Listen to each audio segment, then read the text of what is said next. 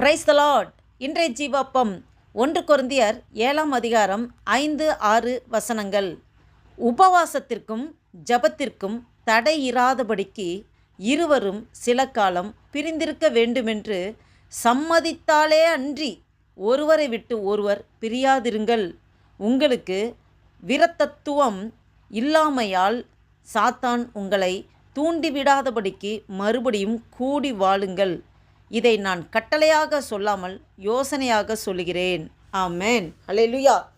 பாருங்க, அப்போஸ்தலனாகிய பவுல் கொரிந்துக்கு எழுதின நிருபத்திலே இப்படியாக ஆவியானவர் ஏவுதலின்படி எழுதியிருக்கிற வசனங்களை நாம் வாசித்தோம்.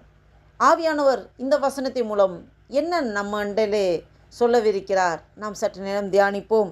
உபவாசத்திற்கும் ஜபத்திற்கும் தடையிராதபடிக்கு இருவரும் சில காலம் பிரிந்திருக்க வேண்டுமென்று சம்மதித்தாலே அன்றி ஒருவரை விட்டு ஒருவர் பிரியாதிருங்கள். யாரை பற்றி சொல்லுகிறார்?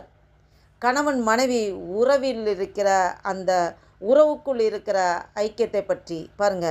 கணவன் மனைவி எப்படி இருக்க வேண்டும்? உபவாசத்திற்கும் ஜபத்திற்கும் தடையிராதபடிக்கு இருவரும் சில காலம் பிரிந்திருக்க வேண்டும். அதாவது கணவன் மனைவி எந்த காரியத்துக்கு மட்டும்தான் பிரிஞ்சிருக்கணுமா? உபவாசத்திற்கும் ஜபத்திற்கும் மட்டும்தான் பிரிந்திருக்க வேண்டும். மற்றபடி எந்த விஷயத்திலும் எந்த சூழ்நிலையும் பிரிந்திருக்கவே கூடாது. அதுதான் இதை கட்டளையாக இல்லை, யோசனையாக சொல்கிறேன்னு சொல்கிறார். யோசனையாக சொல்கிறேன் பாருங்கள். அப்போஸ்தலனாகிய பவுல் இப்படியாக எழுதியிருக்கிறார். உபவாசத்திற்கும் ஜபத்திற்கும் தடையிராதபடிக்கு. அதுக்கு தடையாக வந்துடக்கூடாது.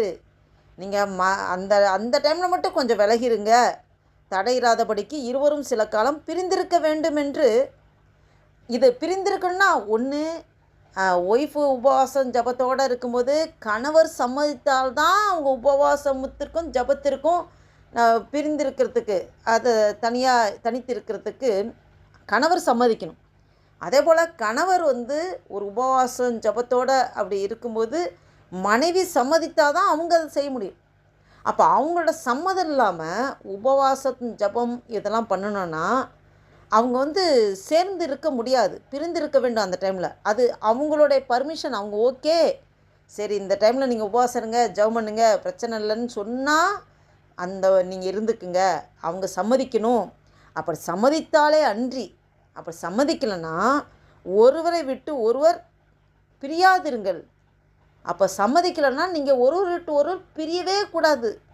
நீங்கள் உபவாசம் ஜபத்தில் மட்டும்தான் பிரிஞ்சிருக்கணும் அப்படின்னு அப்போஸ்தலனாகிய பவுல் வெளிப்படுத்துகிறார். ஆண்டவர் ஆவியானவர் ஏவுதலின்படி உங்களுக்கு விரத்தத்துவம் இல்லாமையால் சாத்தான் உங்களை தூண்டிவிடாதபடிக்கு மறுபடியும் கூடி வாழுங்கள்.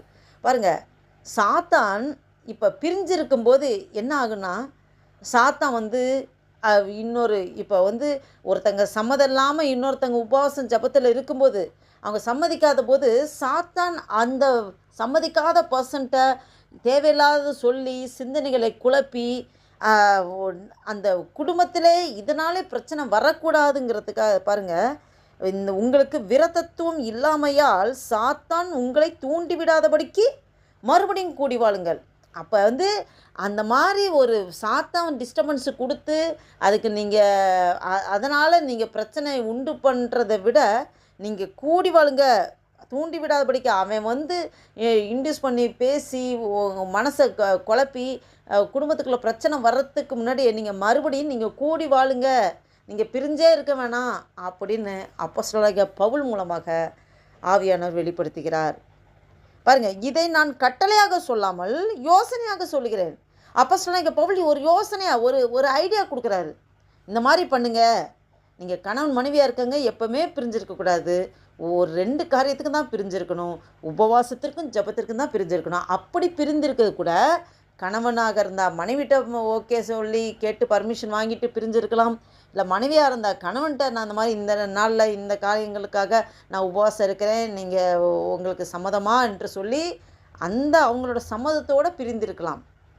ஆனால் அவங்களுக்கு வில்லிங் இல்லை, அவங்க சம்மதிக்கலைன்னா அதுக்கு நீங்கள் பிரிஞ்சிருக்காதீங்க. ஏன்னா அவங்க சம்மதிக்காமல் ஒரு காரியம் செய்யும்போது பிசாசு அந்த இடத்துல இன்டர்ஃபேர் ஆகி அவங்க மனசை குழப்பி அது குடும்பத்தில் ஒரு சமாதான குலைச்சலை உண்டு பண்ணுறதுக்கான காரியங்களுக்கு இடம் கொடுக்காதபடி நீங்கள் அதை அந்த உபவாசம் ஜபம் பண்ணலைனாலும் பரவாயில்ல, அவங்க சம்மதிக்கலைன்னா சேர்ந்தே வாழுங்க, கூடி வாழுங்க.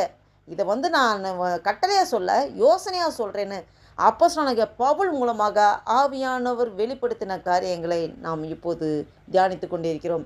இதை கேட்டுக்கொண்டிருக்கிற அன்பு தேவ பிள்ளைகளே, உங்களோடும் என்னோடும் ஆண்டவர் சொல்லுகிற காரியம், நமக்கு குடும்ப வாழ்க்கை ஆண்டவர் உருவாக்கி கொடுத்தது. மனிதன் தனியாக இருப்பது நல்லதில்லை என்று ஏற்ற துணையை கொடுத்திருக்கிறார். அப்போ கணவனாக இருக்கிற, இதை கேட்டுக்கொண்டிருக்கிற கணவன்மார்களாக இருந்தால் மனைவியிடமும், மனைவிமார்களாக இருந்தால் கணவனிடமும் அவங்களுடைய பர்மிஷன் இல்லாமல் நாம் உபவாசமோ ஜபமோ நாம் இருக்கக்கூடாது. ஏன்னா உபவாசத்தோடும் ஜபத்தோடும் நாம் இருப்போம் என்றால் நாம் சற்று விலகி இருக்க வேண்டும். கணவன் மனைவி அந்த ஒரு ஐக்கியத்துக்குள்ளே, அந்த உறவிலே நாம் விலகி இருக்க வேண்டும். கூடி கொஞ்சம் விலகி இருக்கணும். அந்த அப்படி அவங்க சம்மதிக்கலை என்றால் நாம் அதை விட்டுவிட்டு, நாம் உபவாசம் ஜபத்தை விட்டுவிட்டு நாம் அவர்களோடு கூடி வாழ வேண்டும் என்று தான் வேதத்திலே சொல்லப்பட்டிருக்கிறது. அந்த அளவுக்கு கணவன் மனைவி உறவு ஐக்கியமாக இருக்க வேண்டும், ஒன்றாக இருக்க வேண்டும். அவர்கள் ஒரே சரீரமாக்கப்பட்டிருக்கிறார்கள். அவர்களுக்குள்ளே எந்த பிரிவினையோ மார்க்க பேதங்களோ எதுவுமே வரக்கூடாது. அல்லேலூயா. இவ்வேளையில் நம்ம குடும்பம் எப்படி இருக்கிறது? நம்முடைய குடும்ப கணவனாக இருந்த மனைவியாக இருந்த கணவரும் எப்படி இருக்கிறாங்க? எப்படி நமக்குள்ளே ஐக்கியம் இருக்கிறது? நாம் ஆண்டோர் நானும் என் வீட்டார் என்ற கர்த்தரை சேவிப்போம் என்று சேவிக்கிற குடும்பமாக நம்மளுடைய குடும்பம் இருக்கிறதா? அநேகருக்கு சாட்சியாக நம் குடும்பத்தை எடுத்து பயன்படுத்துகிறோமா? நம்மளை நாமே சிந்திப்போம்.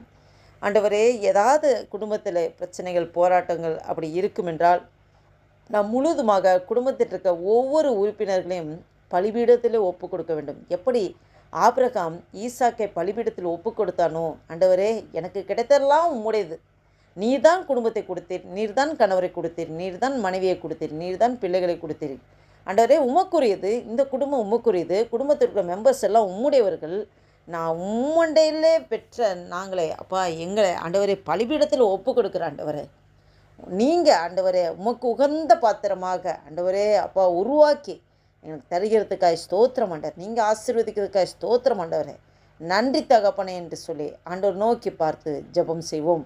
ஒரு புதிய நாளைக்குள் நம்மளை நடத்தி கொண்டதுக்கு தேவனுக்கு நன்றி செலுத்தி இந்த வசனத்தின் ஆழத்தை உணர்ந்து நாம் ஜெபிப்போம். அல்லேலூயா. நன்றி தகப்பனே, நன்றியோடு துதிக்கிறோம் ஆண்டவரே. துதிகள் மத்தியில் வாசம் செய்கிற தேவனை நன்றியோடு துதிக்கிறோம் ஆண்டவரே. அல்பாவும் உமேகாமானவரை துதிக்கிறோம். சர்வ சிருஷ்டிகரை வியாபிகரை துதிக்கிறோம். வாழாக்காமல் தலக்குறை துதிக்கிறோம். கீழாக்காமல் மேலாக்குறை துதிக்கிறோம். அண்ட சராசங்களை சிருஷ்டித்தவரை துதிக்கிறோம். வார்த்தையிலே வல்லமையை அப்பா நீர் அனுப்புகிறதுக்காக ஸ்தோத்திரம் ஆண்டவரே. நன்றி தகப்பனே, எங்கள் முற்றிலுமாக தாழ்த்துக்கிறோம், ஒப்பு கொடுக்குறோம், அர்ப்பணிக்கிறோம். எங்கள் சுயமெல்லாம் சாபலாய் மாற்று ஆண்டவரே. அப்பா நன்றி தகப்பனே, நன்றி தகப்பனே, ஸ்தோத்திரம் ஆண்டவரே. கணவன் மனைவி எப்படி இருக்க வேண்டும் என்று ஆண்டவரே நீர் திட்டமாக எங்களோடு பேசின ஆண்டவரே.